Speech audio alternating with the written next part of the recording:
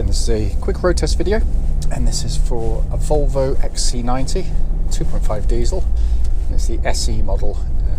Car's registered WR60NUC, and mileage is 139,473. The reason we do all of our videos, and actually especially the road test videos, is to ensure that if anyone's actually looking at any of our cars, regardless of them, they actually get to see the car actually in operation. The reason we feel it's important is simply because, like lots of people, we've been to see cars which have looked absolutely fine in photographs or description, only to get there and find out there's an obvious fault that sort of jumps out straight away as soon as you drive the car. So hence that's why we do it. So coming to this car, we specialise in predominantly Honda with some Lexus and occasional Toyota cars, but it is basically high-end Japanese vehicles. We obviously take part exchanges, and this clearly is one of them. I have fairly limited experience of XC90s. We have sold a couple over the years. Always liked them actually. That's by the by.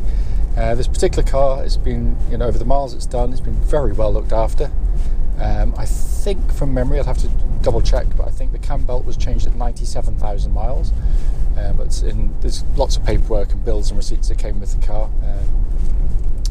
But coming to the car, turn the key, engine starts straight away, settles to a smooth, even idle. There are no warning lights on the dashboard at all relating to the engine or any other part of the car. Temperature gauge, I'll do it a little bit later in the video because it's actually only just started, so pointless me even saying that. I've always actually liked this engine because it's good old fashioned diesel. It's sort of thunderous sounding thing, although it's actually quite quiet, but you do get the impression there's something meaty under the bonnet. Pulls really cleanly, and it's got lots of natural grunt and torque to it in a world of sort of tiny, small capacity diesels with turbochargers on them. It's nice to get into something which has got that natural guts to it, but pulls really cleanly, sounds really sweet, very quiet when you're on the cruise. The whole car is very refined actually, but very impressive. Goes into the auto gearbox, gears select really smoothly. On the move there's no kind of sort of jolts or clonks as it engages. Obviously the ratios are chosen to try and get the best out of the car in terms of its fuel economy, but also its performance as well, and they've done a pretty good job on that. But yeah, all the changes, everything exactly as it should be. Coming to the steering of the car, first and foremost, this isn't a sports car, quite clearly, but what it is actually just one of the most comfortable ways you're going to get from A to B.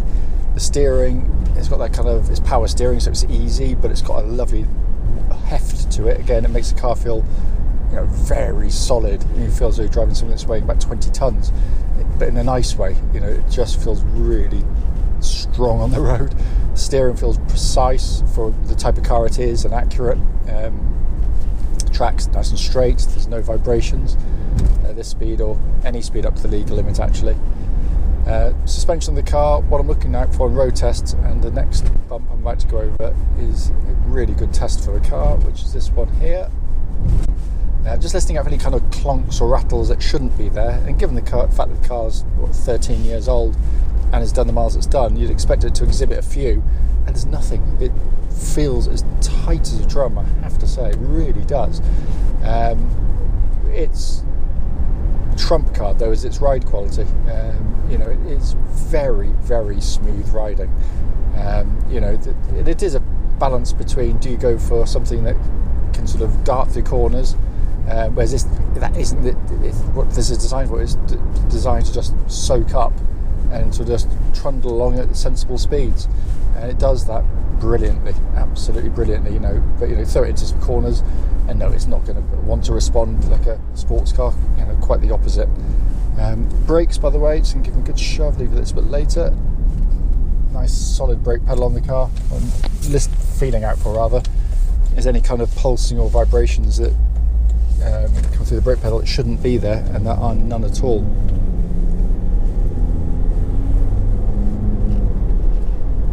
So coming inside the car, it's been kept very well, but these have always been lovely places to sit. You've got these huge armchair style seats. The interior has been kept, as I said, very, very well. Only sort of minor age-related marks inside the car.